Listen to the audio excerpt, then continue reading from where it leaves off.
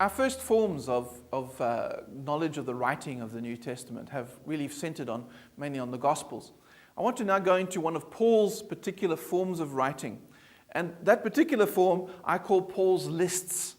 Paul seems to be enamored by lists. He loves writing lists of different things. So he writes the lists of the fruit of the Spirit, and he writes a list of the gifts of the Spirit, and then he writes a list of the elements or the outworking or the symptoms of the flesh, and then he writes a list of the symptoms of living by the Spirit.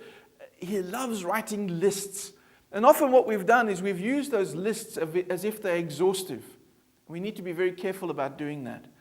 So when he writes to Timothy and he gives the qualifications of presbyters or elders, and then of overseers or bishops or episkopoi, as it's said in the Greek, what we need to realize is that those are not meant to be exhaustive, because he adds to them in other letters. You can almost imagine that as Paul is writing his letters, it almost just flows out of him all these different ways in which he's thinking about the particular concept that he's trying to do. And so Paul's lists are meant to be illustrative rather than definitive. He's not saying that there's only 12 gifts. If you look at 1 Corinthians, you'll see that he gives you the list of the gifts of the Spirit. But those obviously are not the only other gifts, because in other places he mentions other gifts. In fact, in the original 12 gifts that he gives in 1 Corinthians, he also mentions earlier on that he has a particular gift, the gift of celibacy. He saw that as a gift. And for those of you who've gone through Paul's letters and some of the others, you may see that in fact some people have got up to about 29, 39, 49 different so-called gifts of the Spirit. I think that what we realize is that we've misinterpreted Paul in terms of these lists. They're not meant to be definitive statements. They're meant to be illustrations. They're meant to be just showing you the different ways in which you can understand the concept that he's trying to make. And when we understand it that way, we stop saying, well, that's how many gifts there are.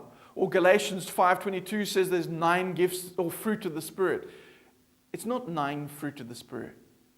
What we need to see is that it's just illustration. It's explanation that Paul uses within those Paul's lists. So when you read Paul's lists, look for the pattern within them. Look for what he's trying to say, which is behind the words that he's actually offering. Remember that they are illustrations. Just as Jesus may have used parables, Paul uses these lists to give you a sense of what the process is behind them. What is he trying to convey? Again, the question that we ask is not to get caught up in the individual words, but rather to say, why? Why is he using that? Why is he saying that? What is the point to what he's trying to give us? Because once we do that, we then can look behind the words, behind the list, and see the reason for writing that list in the first place.